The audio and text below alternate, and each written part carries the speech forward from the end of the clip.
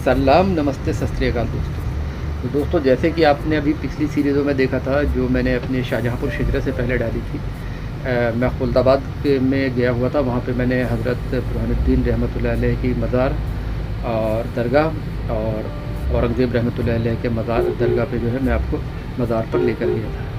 तो उसमें दोस्तों कुछ जो है मेरी जो वीडियो है वो डिलीट हो गई थी और उसमें वॉइस ओवर भी तकरीबन ख़त्म ही हो गया था। बहरहाल, तो मैं वहाँ के बारे में बताता चलूँ कि ये जो अभी आपको सीधे हाथ की तरफ दिख रहा है, तो ये कहा जाता है फ़कीरों की घाटी है। और कहा जाता है कि यहाँ 1500 के करीब कब्रें हैं। और ये कहा जाता है कि औरंगज़ेब का मकबरा बनने से पहले ये पूरी जगह रोज़ा या जन्नत का बाग कहलाता है। इसके बारे में और भी मैं आपको अभी बताऊँगा कि खुलदाबाद महाराष्ट्र में स्थित औरंगाबाद ज़िले का एक तालुका है। इसे फ़कीरों की घाटी या आखिरी आरामगाह जन्नत का बाग के नाम से भी जाना जाता है, क्योंकि 14वीं ईस्वी में यहाँ कई फ़कीरों ने रिहाइश की। और यहाँ का जो है भद्र मारुति मंदिर भी काफ़ी प्रसिद्ध रहा है। और यहाँ हज़रत ज़ारदार बख्श और शेख बुरहानुद्दीन शेख ज़ैदुद्दीन शिराज़ी की दरगाह भी है।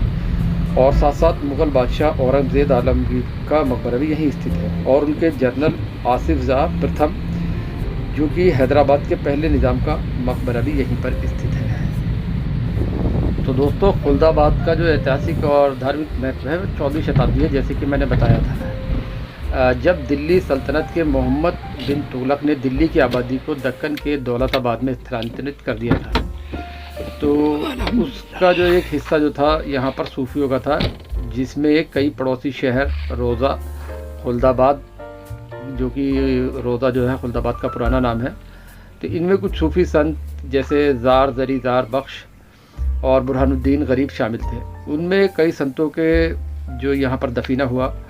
और ये चिश्ती सूफीवाद के केंद्र के रूप में ये जगह जो है मशहूर हुई। दक्कन में इंडो इस्लामिक शासकों ने इस शहर के धार्मिक महत्व के कारण इसका संबंध स्थापित किए और अहमदनगर सल्तनत के प्रधानमंत्री मलिक अंबर को यहीं दफनाया जाना चुना। सल्तनत ने फारूकी शंख शासक वंश का शहर के साथ घनिष्ठ संबंध था और राजवंश के संस्थापक ने अपनी राजधानी का नाम खुलदाबाद स्थित बुरहानुद्दीन गरीब के नाम पर रखा। फारूकी ने शहर के तीर्थ स्थलों को 3 गांवों का जो था हिस्सा देकर इसे आगे बढ़ाया। वैसे शहर पर मुग़ल जो था सम्राट अकबर के टाइम से ही यहाँ पर मुग़लों का आर्जा शुरू हुई थी, और जिन्होंने खानदेश पर कब्ज़ा करने के बाद खुलदाबाद में फारूकी संरक्षण जारी रखा। बाद के शासकों में शाहजहाँ औरंगज़ेब ने यहाँ पर जो है अपनी राजधानी बनाई दौलताबाद को, क्योंकि ये औरंगाबाद का पड़ोसी था जो अपने शासन के दौरान मुग़ल साम्राज्य की वास्तविक राजधानी के रूप में काम कर रहा था। और आसफ जाह, जिन्हें निज़ाम के नाम से भी जाना जाता है, यहाँ पर बाद में उनका काल कायम रहा और कई रईसों को इस शहर में दफनाया गया, जिसमें आसफ जाह प्रथम भी शामिल थे। और आसफ जाही क्षेत्रों की राजधानी के रूप में आसपास के औरंगाबाद के निरंतर कार्य के कारण था। मुग़लों और आसिफ जाह दोनों ने ही शहर को अच्छा एक वास्तुशिल्प का यहाँ पर कार्य करवाया है। यहाँ पर दोस्तों मैं आपको एक बात और बता दूँ कि खुलदाबाद में जो मौसम है, क्योंकि आसपास पहाड़ियाँ हैं तो ज़्यादातर ठंडा ही मौसम रहता है।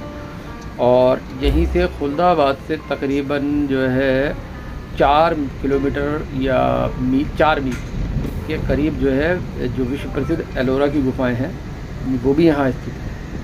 और पर्यटकों को राज्य स्थितिगृह और यात्री जैसे वहाँ पर आवास भी उपलब्ध करवाए जाते हैं।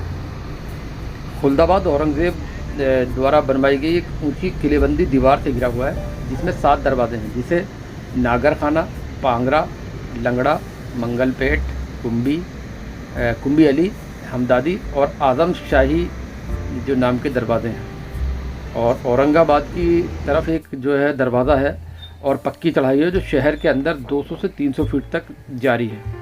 और कई जगहों पर दीवार ढह गई है, तो कई जगह नहीं, तकरीबन सारी दीवार ढह चुकी है और जल्द ही पूरी तरह ढह जाएगी बाकी भी।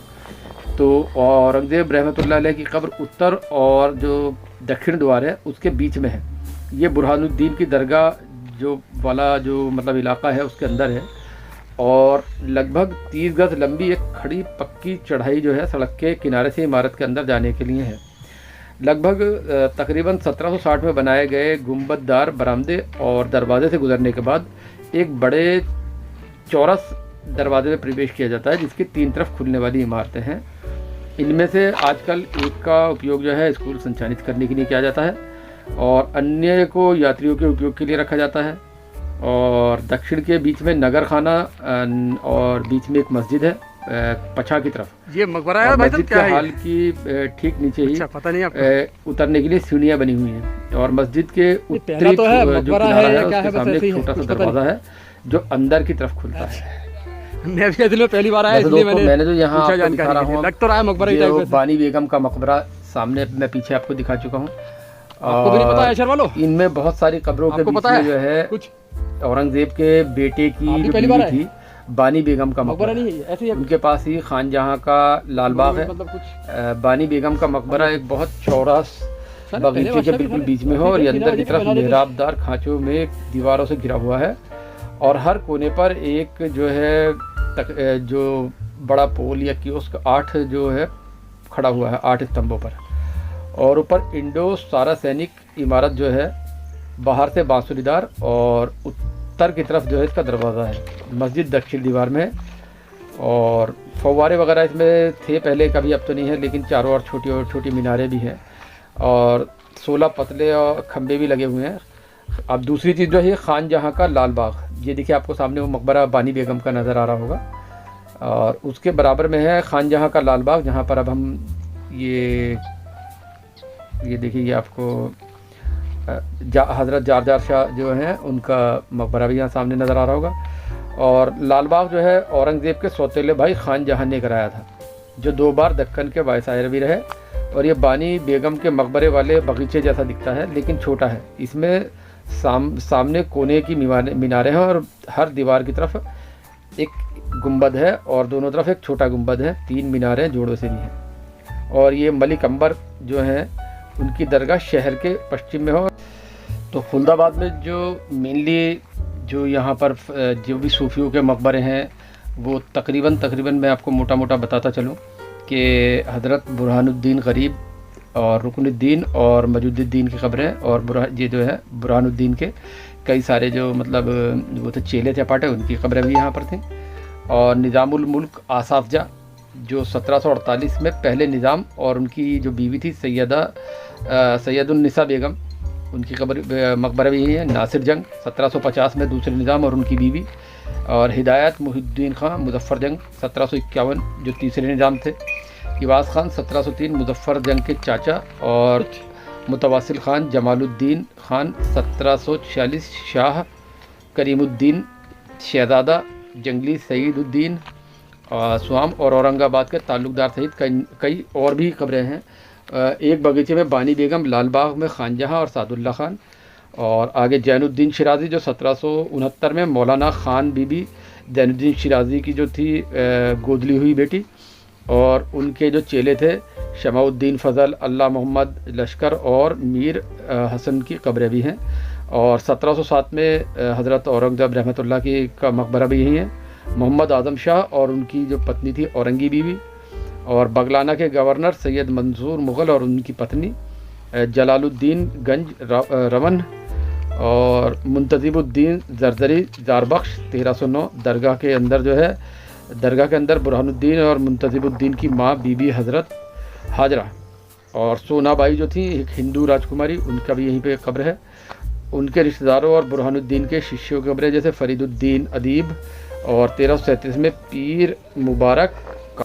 दोस्तों लिस्ट तो बहुत लंबी है लेकिन अभी मेरे पास वक्त की कमी है, इसलिए फिर मैं आपसे माज़रत चाहूँगा, फिर किसी और व्लॉग में तफसील से बताऊँगा।